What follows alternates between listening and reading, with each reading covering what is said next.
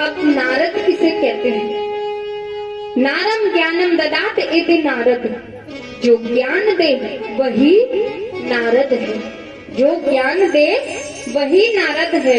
या नारम अज्ञानम गति खंडयति इति नारद, जो अज्ञान का खंडन करे, अज्ञान को दूर करे, उसे नारद कहते हैं। नारद, जिसकी बात कभी रद्द ना हो, उसे नारद कहते हैं। और नारद जी भगवान का मार्ग बताते हैं। नारद जी माता पार्वती के पास में आते हैं तो नारद जी ने पूछा माता पार्वती से, भगवान शिव कहाँ है, दिखाई नहीं दे रहे। पार्वती जी ने कहा वो तो ध्यान मग्न है। तो पार्वती जी कहने लगी वो तो ध्यान में मग्न है, आज आप इतने दिनों बाद आए हो। देव ऋषि नारद जी कहने लगे क्या करूं देवी, आजकल हमने कहीं आना जाना बंद कर दिया है। पार्वती जी कहने लगी पर क्यों? आप तो भगवान का मार्ग बताते हो और आप यदि आना जाना बंद कर दोगे तो पृथ्वी लोक पर मनुष्यों का क्या होगा, भगवान का मार्ग कौन बताएगा? तो नारद जी कहने लगे देवी, आजकल जो प्रेम है ना वो स्वार्थ का हो गया है। केवल स्वार्थ के लोग, स्वार्थ का ही प्रेम है, कहीं भी सच्चाई नहीं है। इसीलिए हमने कहीं आना जाना बंद कर दिया है। सुर नर मुनि सबकी यह रीति, स्वार्थ लाग करही सब। इसीलिए हमने हर स्थान पर आना जाना बंद कर रखा है। पार्वती जी कहने लगी प्रभु मुझे पृथ्वी लोक का तो पता नहीं, संसार का तो मुझे पता नहीं, लेकिन मेरे स्वामी तो मुझसे सच्चा प्रेम करते हैं। नारद जी कहने लगे अच्छा आपके स्वामी आपसे सच्चा प्रेम करते हैं? बोले हाँ, मुझे संसार का तो पता नहीं, लेकिन मेरे स्वामी तो मुझसे सच्चा ही प्रेम करते हैं। तो नारद जी ने कहा फिर तो आप भगवान शिव का हर राज जानती होंगी। बोले बिल्कुल जानती हूँ। बोले मेरे स्वामी जो दर्शन, जो झांकी का दर्शन उन्हें होता है ना ध्यान में, वो सबसे पहले आकर मुझे बताते हैं और गुरु मंत्र भी उन्होंने मुझे बता रखा है।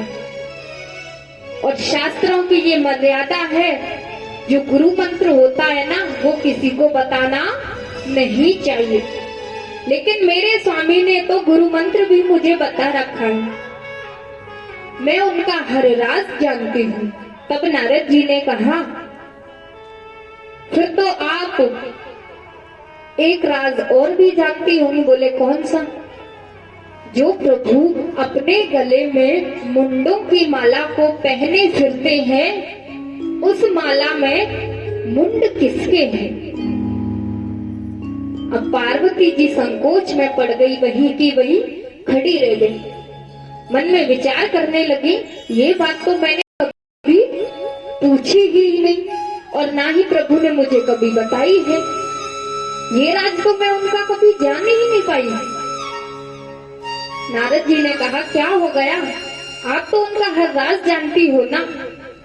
तब पार्वती जी ने कहा प्रभु मुझे क्षमा करें,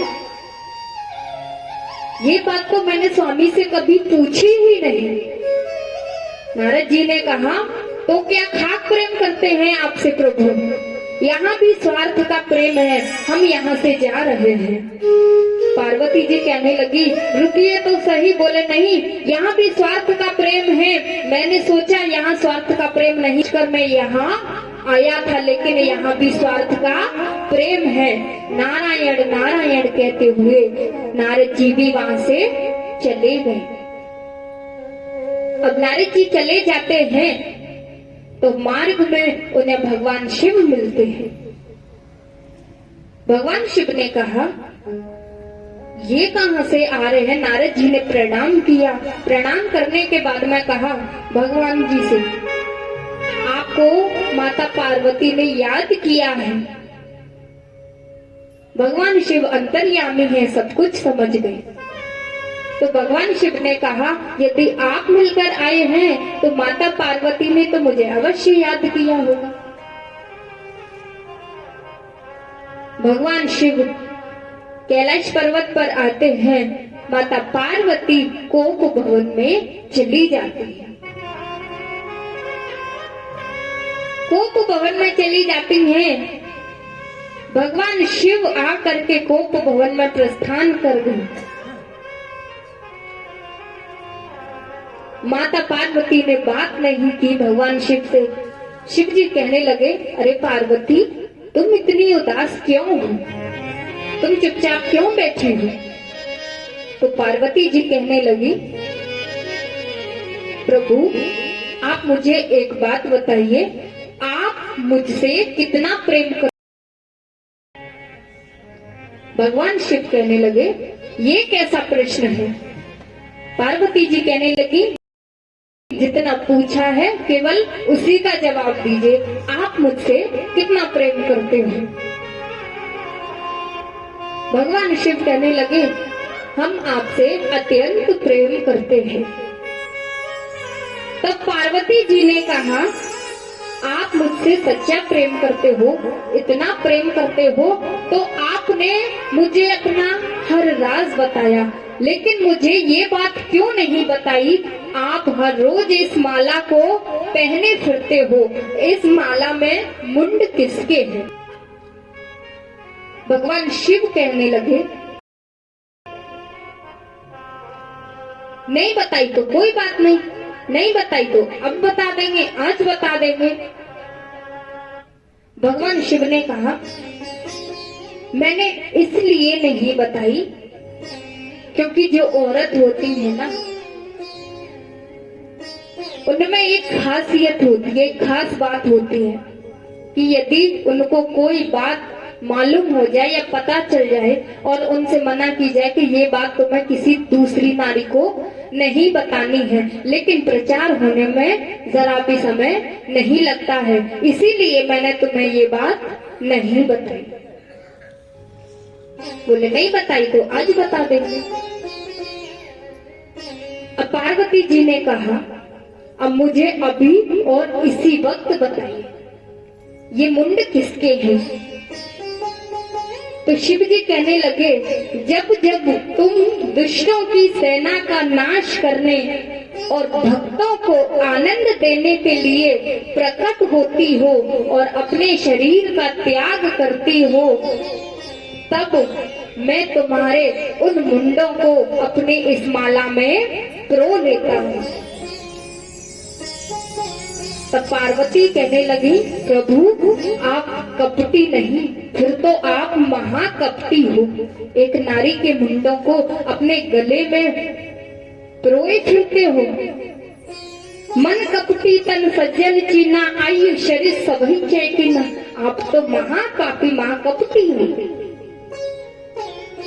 तब नारद जी कहने लगे, मुझे महाकपटी कहती हो, प्रेम का प्रमाण केवल ये माला है और आप मुझे महाकपटी कहती हो। तुम्हें और तुम्हारी स्मृति बनाए रखने के लिए मैं इस माला को अपने गले में डालता हूँ और तुम मुझे महाकपटी कहती हो। इस माला में तुम्हारे मुंडों को पिरो लेता हूँ जिससे तुम्हारी याद बनी रहे। कहती हो कि मैं महाकपटी हूँ।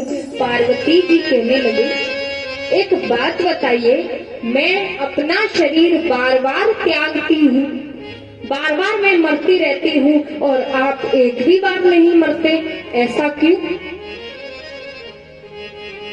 ऐसी कौन सी घुटी खा रखी है आपने जो मैं ही मरती रहती हूँ, आप मरते ही नहीं हो? भगवान शिव कहने लगे,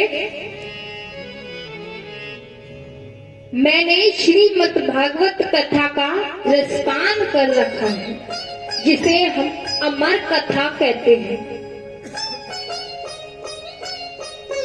जिस कथा का मैंने पान किया है वो अमर कथा है, इसीलिए मैं अमर हूँ। मैं इसीलिए नहीं मरता और तुम बार बार मरती रहती हो। पार्वती जी कहने लगी, फिर तो इस कथा का रसपान मुझे भी करना है, मुझे भी अमर होना है। भगवान शिव कहने लगे, इस कथा को सुनने के लिए कई प्रकार के नियम होते हैं, विधान होते हैं। ये कथा हर किसी को नहीं बताई जाती, क्योंकि इस कथा को जो सुनता है वो अमर हो जाता है। पार्वती जी कहने लगी, मैं कुछ नहीं सुनना चाहती, मुझे केवल कथा सुननी है, मुझे भी अमर होना है। भगवान शिव कहने लगे, अब तुम इतनी जिद कर रही हो, लेकिन कथा सुनने के 3 विधान हैं जो तुम्हें याद रखने होंगे। पहला विधान है, भागवत की कथा सन्मुख बैठकर सुननी चाहिए। कभी व्यास मंच के पीछे जाकर भागवत कथा नहीं सुननी चाहिए, क्योंकि अपराध है। और दूसरा विधान है, भागवत की कथा में बीच में उठना नहीं चाहिए और व्यर्थ की बातें नहीं करनी चाहिए। तीसरा विधान है, भागवत की कथा में कभी भी सोना नहीं चाहिए और अपने मन को एकाग्र करके ध्यान से कथा सुननी चाहिए। पार्वती जी कहने लगी, ठीक है, मुझे मंजूर है। भगवान शिव कहने लगे, लेकिन कथा सुनने के लिए ये स्थान उचित नहीं है। भागवत की कथा यदि तुम सुनना चाहती हो तो हमें ऐसे स्थान पर जाना होगा जहाँ पर मेरे और तुम्हारे अलावा कोई तीसरा ना हो, क्योंकि इस कथा को जो भी सुनता है सुन करके वो अमर हो जाता है। तो भगवान शिव ने क्या किया, 3 ताली बजाई। पहली ताली बजाई तो सारे पशु पक्षी कैलाश पर्वत छोड़कर जाने लगे। जब दूसरी ताली बजाई तो वहां की भूमि थी वो उपजाऊ नहीं रही। और जब तीसरी ताली बजाई तो शिवजी ने अपना त्रिशूल फेंका और वहां सुगंधित वायु प्रवाहित हो। शिवजी ने उमा से कहा, देखो मैं तुम्हें नेत्र बंद करके कथा सुनाऊंगा। तुम्हें हूँ शब्द का उच्चारण करना है, क्योंकि मैं तो नेत्र बंद करके तुम्हें कथा सुनाऊंगा। तो मुझे क्या पता कि तुम सो रही हो या कथा सुन रही हो, इसलिए तुम हूँ शब्द का उच्चारण करती रहना, जिससे मुझे पता चले तुम कथा सुन रही हो। पार्वती जी कहती है, ठीक है स्वामी, मैं हूँ शब्द का उच्चारण करती रहूंगी, आप मुझे कथा सुनाना प्रारंभ कीजिए। भगवान शिव कथा सुनाने लगे। पहले दिन की कथा का विश्राम आरंभ होते ही जैसे ही विश्राम हुआ तो पीछे जहाँ भगवान शिव कथा सुना रहे थे वहीं पीछे पड़ा तोते का अंडा, वहां पर अंडा पड़ा हुआ था, वो तोते का अंडा था, तो वो फूट गया। भगवान शिव दूसरे दिन की कथा सुनाने लगे। जो अंडा फूटा था ना वो फिर से साबुत हो गया। जब तीसरे दिन की कथा प्रारंभ होते ही जब पूरी कथा सुनी तो विश्राम हुआ कथा का, तो वह अंडा फूट करके फिर उसमें से एक सुंदर पक्षी बाहर आया।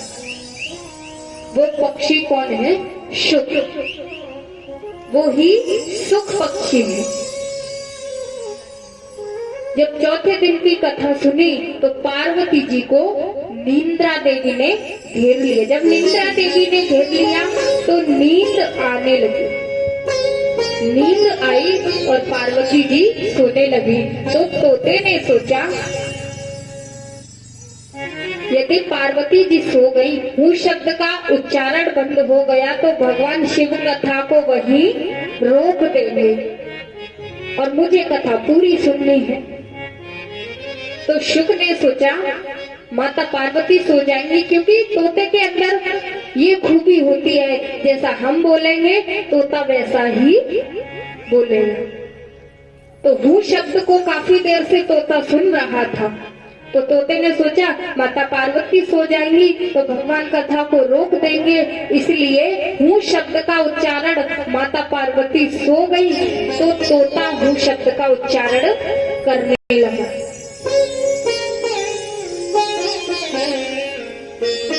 अब शिव जी कथा सुना रहे हैं, हूँ शब्द का उच्चारण भी हो रहा है।